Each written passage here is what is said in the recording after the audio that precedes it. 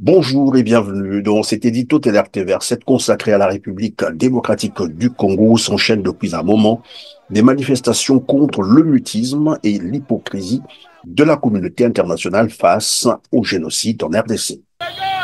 Nous, les peuples congolais, nous avons pris notre engagement de prendre des mesures.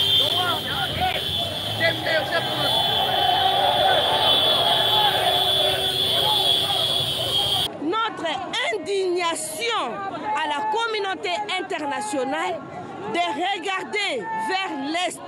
On tue nos mamans, on tue nos papas, on a des orphelins. Comment se fait-il qu'on peut se taire? Des jeunes Congolais, comme vous avez dû le constater, plus que déterminés à en découdre avec l'hypocrisie et le mutisme de la communauté internationale qu'elle accuse de duplicité avec la rébellion armée M23 soutenue par le Rwanda.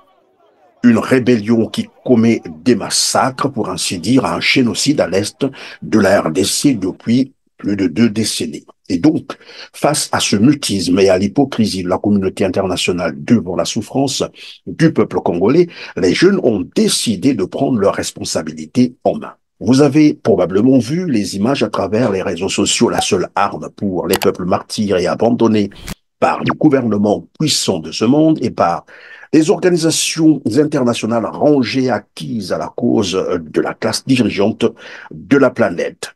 L'image des supporters, des joueurs et des personnes sensibles à la cause humaine ont fait un geste très fort, main sur la bouche, doigt sur la tempe, pour dénoncer le mutisme de la communauté internationale face aux massacres qui ont lieu à l'est de la RDC depuis plus de 2 décennies, comme nous l'avons rappelé d'entrée de jeu. On évalue aujourd'hui le nombre de victimes dans l'est de la RDC pour la période allant de 1996 à 2023 à près de 18 millions de morts. Plus de 4 millions de déplacés, viols de masse et violations des droits de l'homme. Mon papa était déjà mort, tué aussi. Alors moi, j'ai gardé ma mère avec moi, plus âgée, 73 ans. Moi, j'ai été obligé par ces assaillants. Ils m'ont demandé entre la vie et la mort que je puisse choisir. Il y a un assaillant qui me dit non, ne posez pas de telles questions à ces messieurs, exécutez-les. Alors, ce petit garçon-là a tiré sur ma mère. A tiré sur ma mère, il y a un monsieur à machette qui a coupé et peint la chair de ma maman. J'ai mangé ça cru. Après avoir tiré sur la maman, j'ai déjà violé ma maman à présence de mes enfants.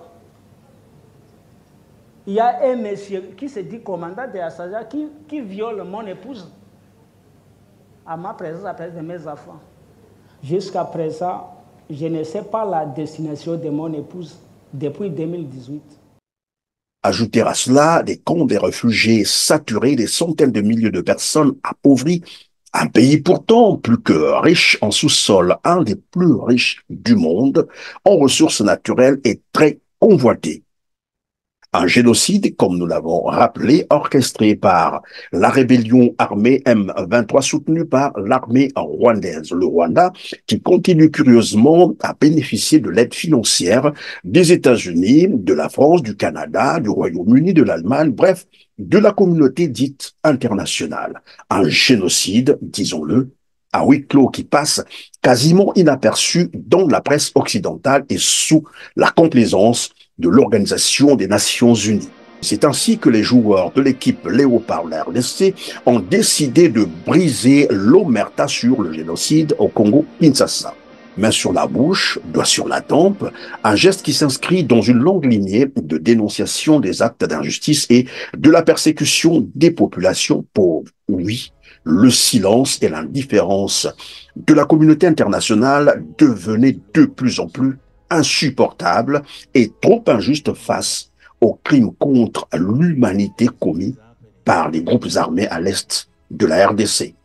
Mais seulement, voilà, ces images d'un geste symboliquement très fort sont passées quasiment inaperçues à Canal+, distributeur des images de la CAN 2023. Canal+ est ainsi accusé de boycott pour avoir invisibilisé cette séquence très importante d'images de la compétition.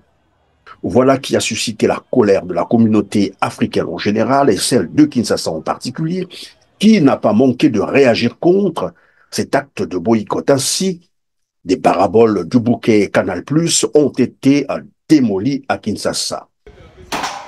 Canal.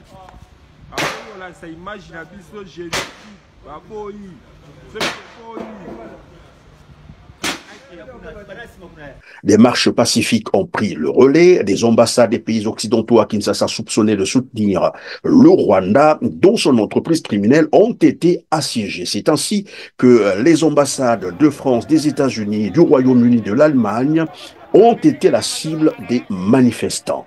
Nous, peuple congolais, nous avons décidé de rompre les relations avec les États-Unis d'Amérique, la France, les Royaumes-Unis. Et nous demandons l'ambassadeur de la France, des Royaumes-Unis, de quitter les sols congolais dans l'immédiat.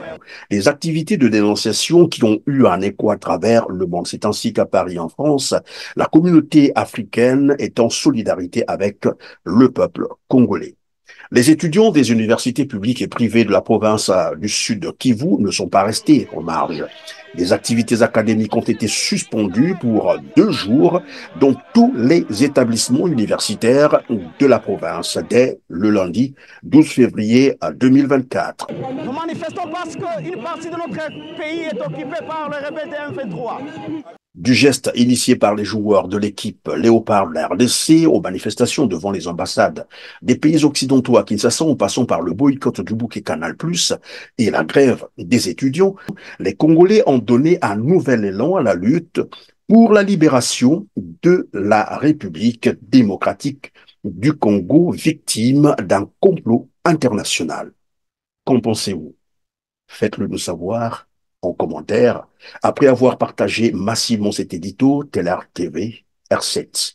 Surtout, n'oubliez pas de liker en cliquant sur le petit pouce en l'air, juste en bas de cette vidéo. Sur ce, on se dit au revoir et à très bientôt. Merci.